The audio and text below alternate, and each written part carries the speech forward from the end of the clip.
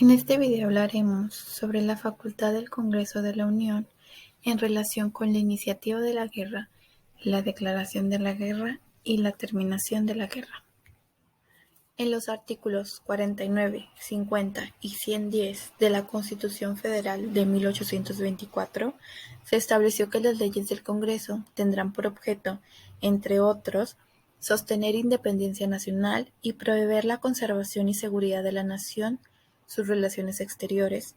Asimismo, se estipuló que la declaración de guerra corresponde al presidente, previa ley que expidiera del Congreso conforme a los datos que el propio presidente presentara, así como disponer de las Fuerzas Armadas de mar y tierra para la seguridad interior y defensa exterior de la nación. Sabiendo que la política mexicana en las relaciones internacionales parte de una visión pacifista, que por tanto el concepto de la seguridad nacional se fundamenta en una posición de geopolítica y de derecho más que en una posición de defensa nacional militarista. Considerando así que la seguridad nacional geopolíticamente tiene que ver con el desarrollo nacional y la sobrevivencia del Estado mexicano, considerando que la seguridad nacional se ha manejado irresponsablemente por parte de los gobiernos en las últimas décadas, que consecuentemente México se ve envuelto en una crisis humanitaria y de decadencia política, se emite lo siguiente. En su artículo único se reforma la fracción sexta del artículo 89 de la Constitución Política de los Estados Unidos Mexicanos para quedar de esta forma. Artículo 89 de las facultades y obligaciones del presidente. Entonces, disponer de la totalidad de las Fuerzas Armadas permanente, o sea, del Ejército Terrestre, de la Marina de Guerra y de la Fuerza Aérea para la seguridad interior y defensa exterior de la Federación, en los términos de los artículos 29, 73 y 76 de la Constitución General de la República. Es importante hacer mención de dos artículos en especial, los cuales son el 73 y el 89 constitucional, en donde la facultad del Congreso, en su artículo 73, fracción 12ª, nos dice lo siguiente: para declarar la guerra, vista de los datos que le presente el Ejecutivo.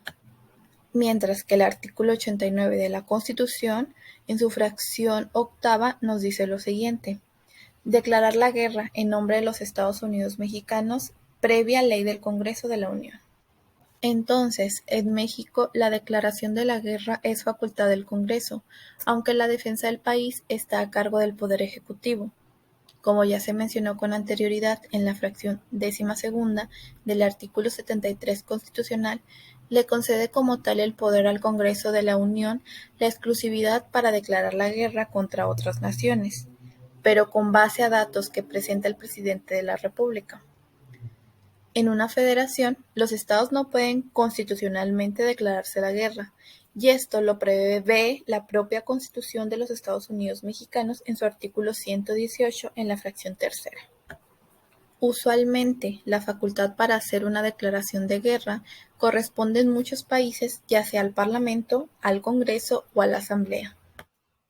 Hay que tener claro que la facultad de guerra consta de 3 etapas, las cuales son la iniciativa, la declaración y la terminación. La iniciativa de guerra corresponde al Ejecutivo. La declarativa la hace el Congreso, que es el que tiene la facultad de hacer una declaración de guerra. Y por último, la terminación de la guerra.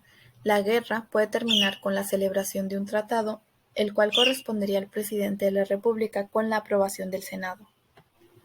Para concluir, se hablará de las obligaciones de los mexicanos, y estas se encuentran plasmadas en el artículo 31, en la fracción tercera de la Constitución de los Estados Unidos Mexicanos, en donde nos dice lo siguiente: son obligaciones de los mexicanos alistarse y servir en los cuerpos de reserva, conforme a la ley, para asegurar y defender la independencia, el territorio, el honor y los derechos e intereses de la patria.